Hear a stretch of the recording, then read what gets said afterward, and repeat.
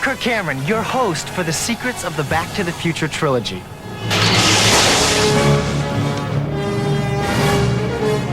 In the next half hour, we'll take an inside look at the amazing trilogy of films that have carried Marty McFly and Doc Brown across the time barrier, spanning more than a century of adventure.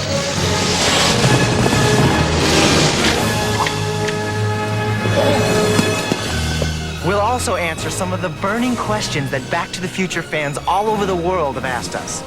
Whether it's about hoverboards, runaway trains, or mystery scenes, we'll answer your letters.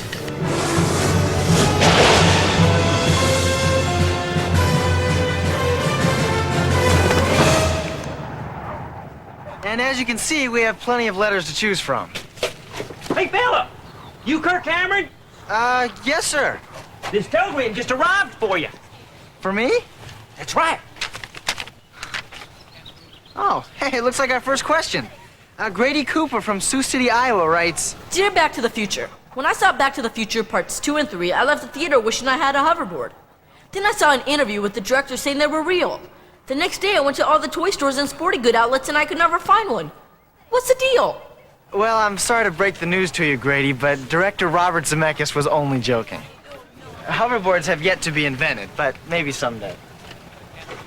But if hoverboards don't actually exist, then how did the filmmakers make them look so realistic in the film? Well, it wasn't easy. Get him!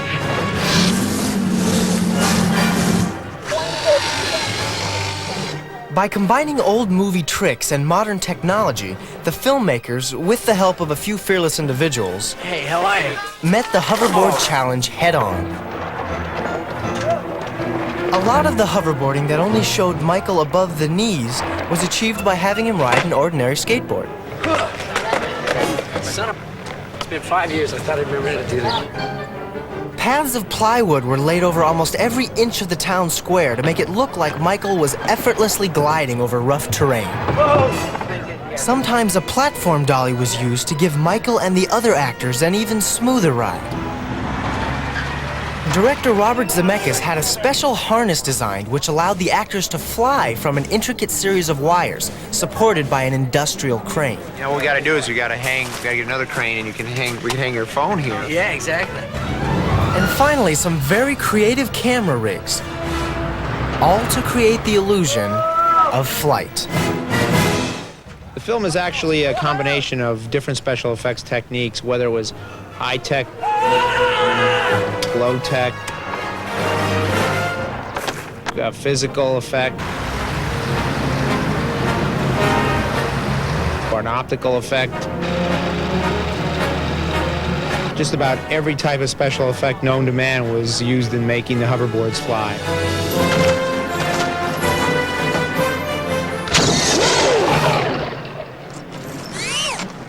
Oh, God!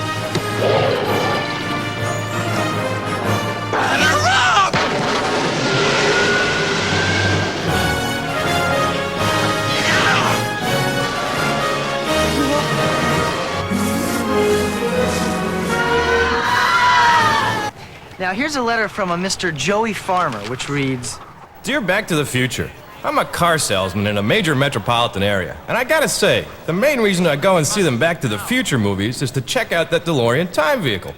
Boy, is that baby flat equipped. If you could give me a rundown of some of the features of this fine machine, I'd be much obliged. Well, Mr. Farmer, the DeLorean has undergone a lot of changes throughout the 3 Back to the Future films. Now, the essentials, like the flux capacitor, This is what makes time travel possible. the time circuits, and the destination keypad have always stayed the same. But for traveling forward to the future, Doc Brown took the DeLorean concept to new heights. Modified and futurized with a simple hover conversion from the year 2015, the DeLorean was able to defy gravity as well as the time barrier. But if you're traveling through time, you're going to encounter some different terrain. Whether you're crossing the high plains or riding the rails in the Old West, the DeLorean is the time machine of choice. Look out!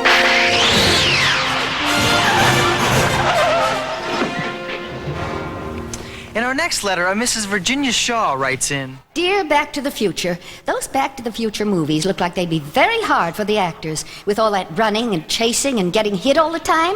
Is it really as hard as it looks? well, Mrs. Shaw, it is true that one of the things the Back to the Future films are known for is the physical demands placed on the actors.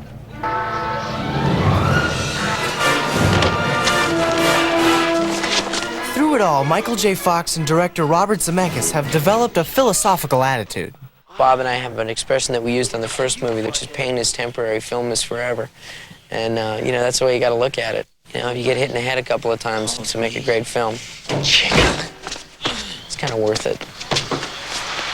I love action, you know, and I love to do stuff, you know. I love it when I do something and, you know, I can hear somebody go, they're not going to let him do that, are they? And I'm like, hey, they can't stop me from doing it.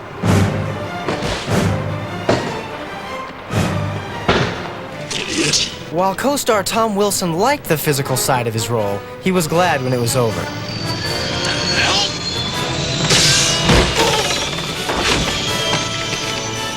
Nice shot, Doc! In a film that demands a lot of physicality, you just have to do it, you know? I'm not a macho guy at all. I'm anything but, you know? I mean, I don't like volunteer. Hey, Bob, let me do that one. The falling off the building thing, hey, that's mine. It's mine.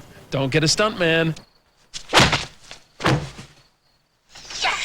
While all three Back to the Future movies are action-packed, the final part of the trilogy presented a new series of challenges for the actors.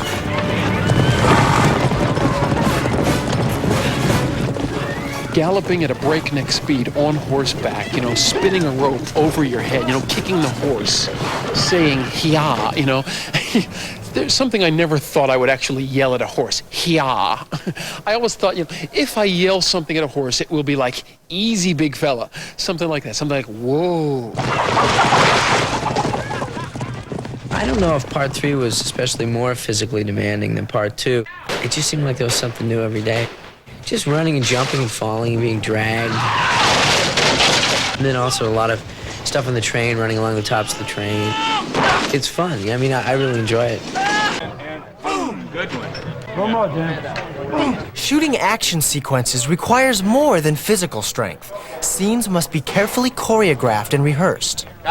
When it comes to a fight sequence, it takes a lot of time to set these things up because not only does it have to look exciting, but it has to be totally safe for the actors. Just don't come at them with the pain, come at them with the rage. Right. After you realize that he's hoodwinked you. Yeah. Okay, here we go. Here we go. Action! With the actors set, the scene was ready to be shot.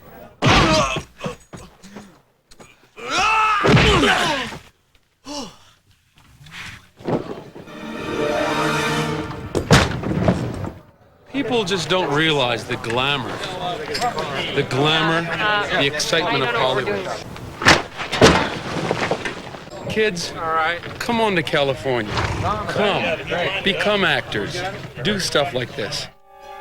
I hate manure. Cut. Grant, one more, just like that. Beauty. Well, this is me, Tom Wilson, bidding you a fond adios for now. Goodbye, everybody.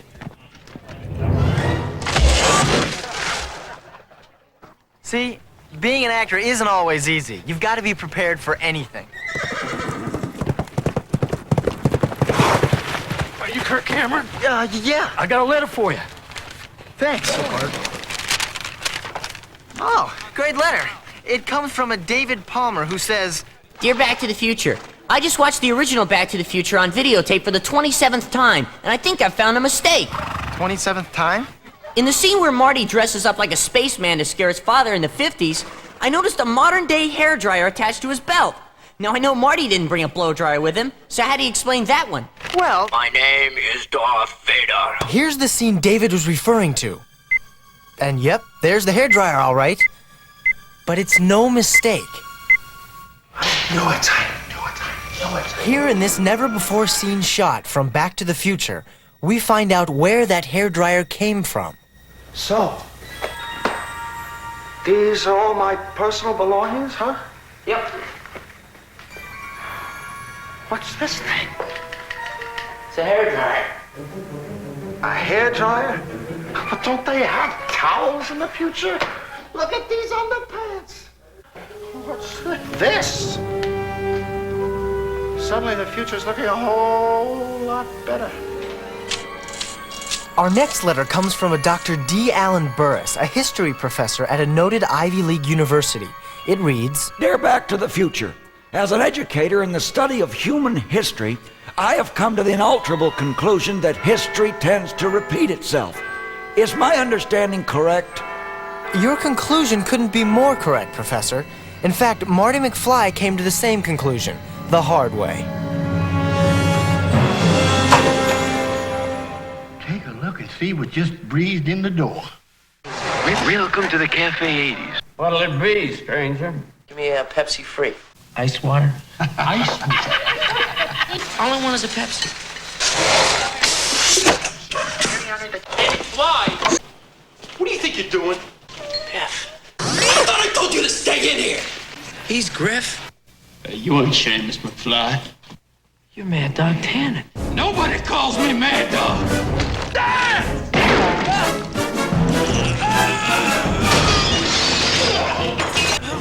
You better run, squirrel.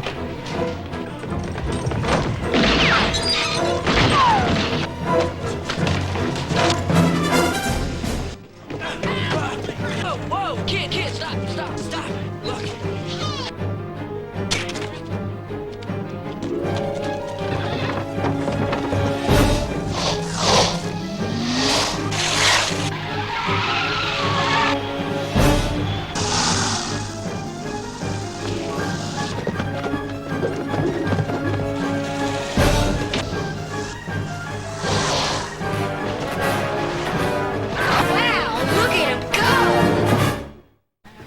Well, here's an interesting letter from a young girl who writes, Dear Back to the Future, I haven't had a chance to see Back to the Future Part 3 yet, but somebody spilled the beans that Doc Brown falls in love in this movie. Doc Brown in love? Just what kind of a woman does it take to win Doc's heart? well, obviously, the Doc wouldn't fall for just any woman. The love of Doc's life is a very special lady. And let's face it, very few relationships start out like this.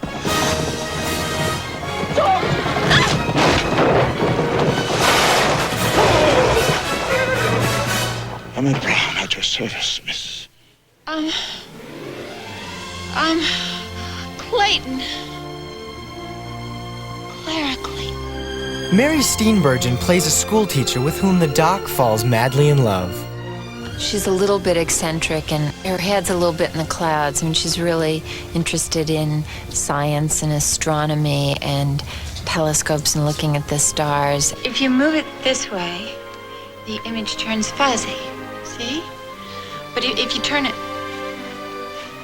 the other way, Everything becomes clear. I think at the beginning of this story, Marty's very concerned about Clara's being a giant distraction for the Doc.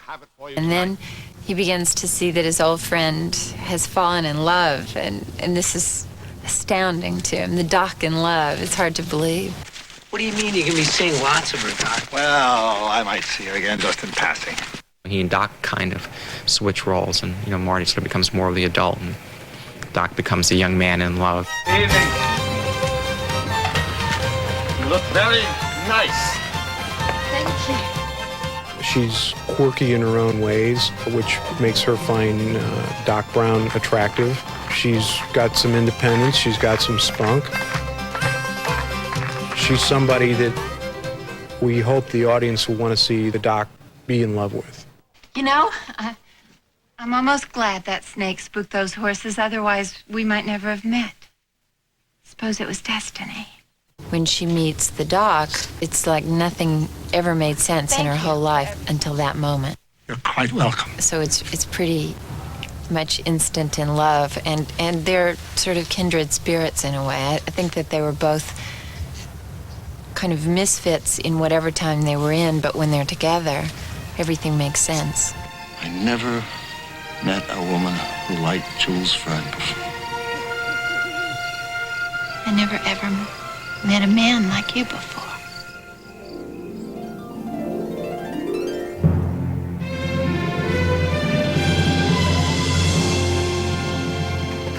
So Doc finally falls in love. So in love that he's willing to alter time itself to be with her.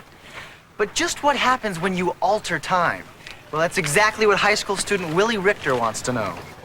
Dear Back to the Future, I've been reading a lot of books about time travel, and they keep mentioning the cause and effect theory of time travel. Can you explain what that is? Sure.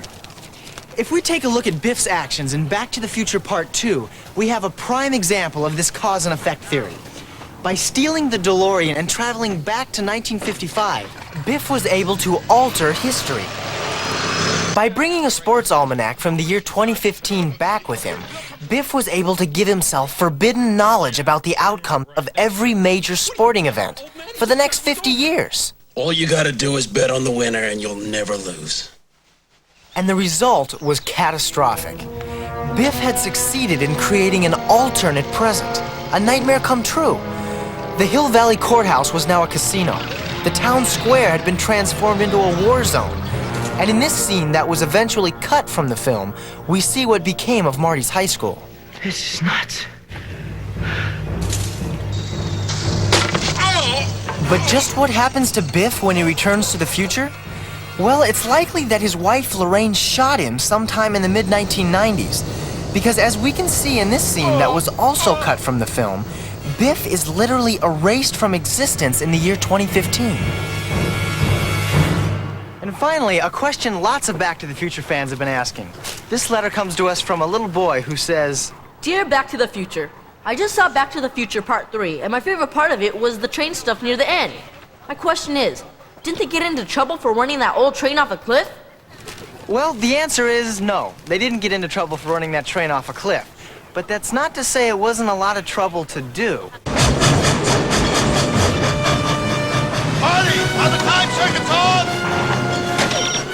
Jack, Doc! The Doc and Marty have a very simple problem. They have to get the DeLorean up to 88 miles an hour, and even though a steam train can't go that fast, the Doc, being a man of science, figures out a way to do it for a few seconds anyway. Doc! The red line's about to blow!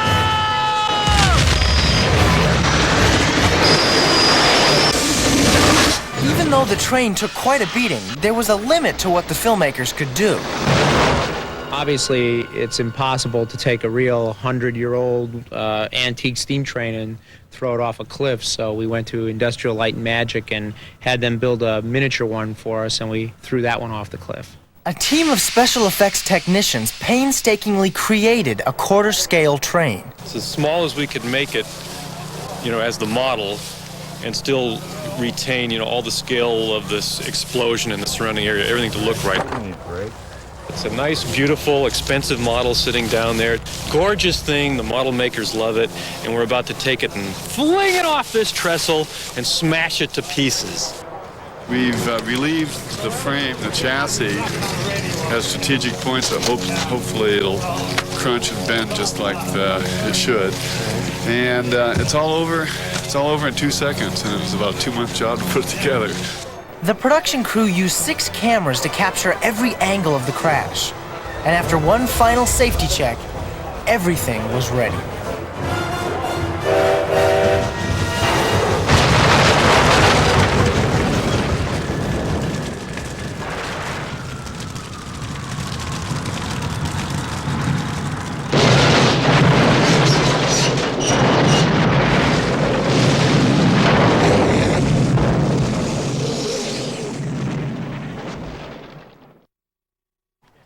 Well, I hope you've enjoyed this inside peek at the Back to the Future trilogy. I know I have.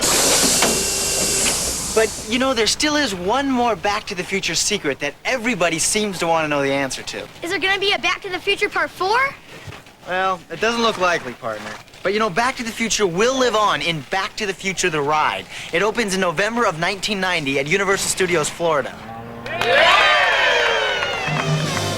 I'm Kirk Cameron. Thanks again for joining me. And remember, the future is what you make of it.